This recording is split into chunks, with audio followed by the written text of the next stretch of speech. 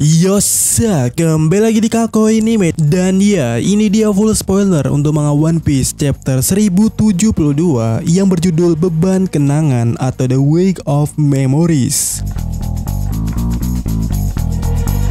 yang dimana ditemani suatu cover story Germa Double Six yang berjudul Memproduksi Massal Senjata Mematikan, dimana lebih detailnya untuk covernya adalah kita melihat Queen menyiapkan virus, Jaji membuat tombaknya, dan Caesar menciptakan suatu buah iblis. Sementara itu untuk Vegapunk dan wanita misterius tidak muncul di cover ini, dan juga tampaknya beberapa waktu telah berlalu sejak cover pertama terakhir muncul, karena jika diperhatikan mereka mengenakan pakaian lain dan Queen sedikit lebih gemuk. Sementara itu diketahui juga bahwasannya buah iblis yang diciptakan oleh Caesar Clown berwarna hitam.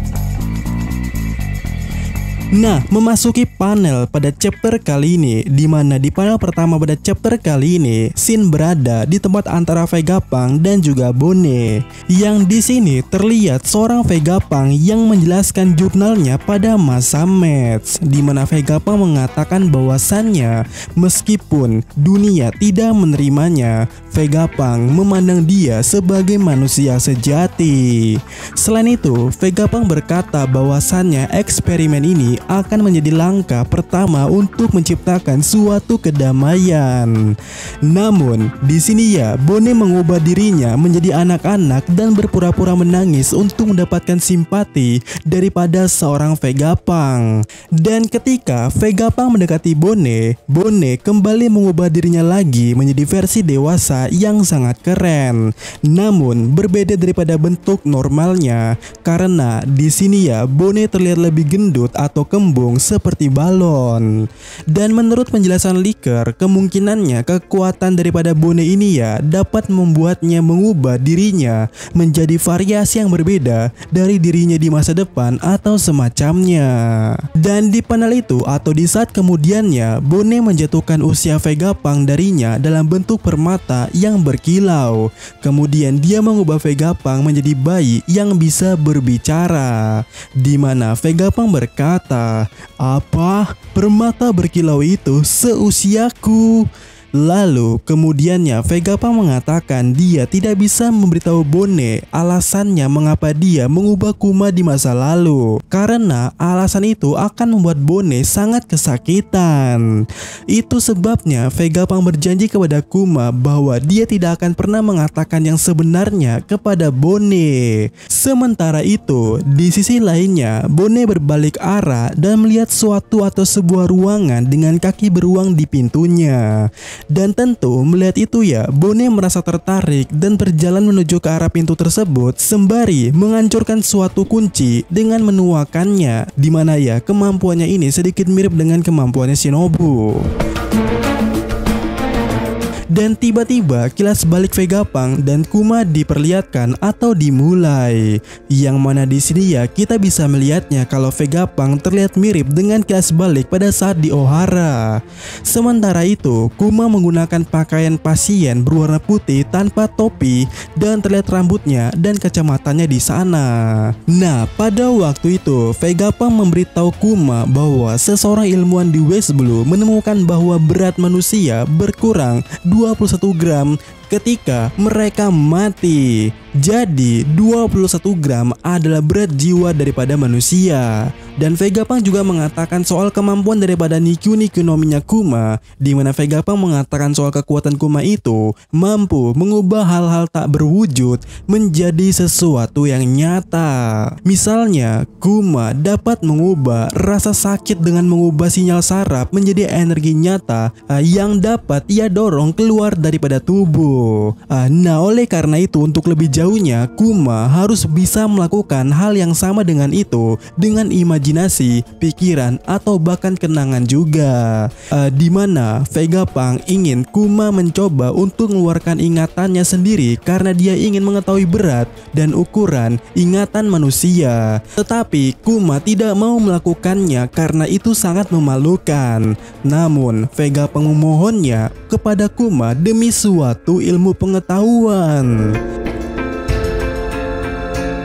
Dan kemudiannya scene kembali ke masa sekarang di mana Bonnie telah masuk ke dalam ruangan tersebut dengan cakar beruang di pintunya, alias di ruangan yang dilihat Bonnie tadi. Dan di sana terlihat di tengah ruangan tersebut Bonnie melihat energi berbentuk cakar beruang milik Kuma di mana dia berjalan ke arah itu. Dan pada saat yang sama kita juga melihat ya apa yang terjadi di Pelabuhan Merah atau Pelabuhan Redland di mana kita bisa melihat Kuma yang asli mencoba untuk mendaki Redland, tapi dia ditembaki hingga jatuh oleh marinir. Kemudian di panel berikutnya scene kembali ke ruangan dengan cakar beruang di pintunya itu dan terlihat seorang Bonnie berusaha menyentuh energinya Kuma yang ada di sana.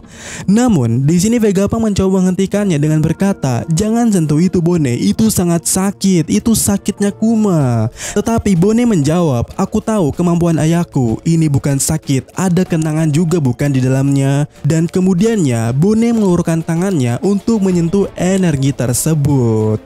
Dimana jika kalian bingung dengan adegan atau scene tersebut, itu mirip scene-nya yang terjadi saat Zoro mencoba merasakan energi rasa sakitnya Luffy ketika itu pada saat itu. Kemudian scene dipotong ke pertempurannya Zoro versus Kaku di luar laboratorium, di mana terlihat ya seorang Kaku menggunakan wujud kebangkitannya untuk awak keningnya yang mirip dengan Lucy. Bentuk hybridnya dari seorang Kaku sekarang memiliki rambut api gelap dan aliran api gelap mengambang di sekitar tubuhnya mirip seperti Lucy. Dan kemudian juga terlihat Kaku menggunakan beberapa serangan lamanya seperti Bigan atau pistol hidung, tetapi dia juga sempat menggunakan serangan baru yang disebut Kyoku Bigan Kiriman Giro atau pistol hidung ekstrim ular yang berputar. Namun di sini Zoro berhasil mengalahkan Kaku dan menjatuhkannya ke tanah dengan mudah, sementara Brook melindungi Thousand Sanigo. Sementara itu, di dalam laboratorium tiba-tiba terungkap bahwa 4 Seraphim datang meski tidak menerima pesanan atau suatu perintah. Dan terungkap pula bahwasannya kepribadian seorang Seraphim memungkinkan mereka bereaksi dan membuat keputusan sendiri untuk beradaptasi dengan situasi suatu peperangan atau pertempuran. Jadi mereka datang untuk membantu Sub-Zero sesuai dengan keinginannya. Namun ternyata bukan itulah situasi yang diinginkan oleh Sub-Zero, karena Vegapunk masih memegang otoritas yang lebih tinggi daripada Sub-Zero. Itu akan membuat suatu kondisi atau Seraphim ini bisa berpindah otoritasnya kapan saja. Dan benar saja, pada saat yang sama pula kita melihat Edison dan Lilith berlari keluar untuk mencoba merebut kembali Seraphim. Kemudian di sisi lainnya kita bisa melihat ya Sanji dan Franky pergi keluar laboratorium untuk membantu Zoro dan juga Brook di luar sana. Sementara untuk Luffy dan juga kru lainnya masih berada tepat di dalam laboratorium.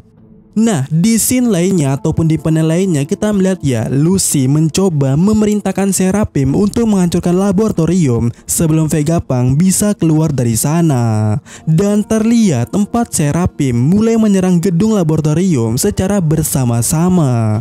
Namun tiba-tiba di saat yang sama pula kita bisa melihat leher Kaku digigit oleh seseorang dan itu ya membuat Kaku tertidur.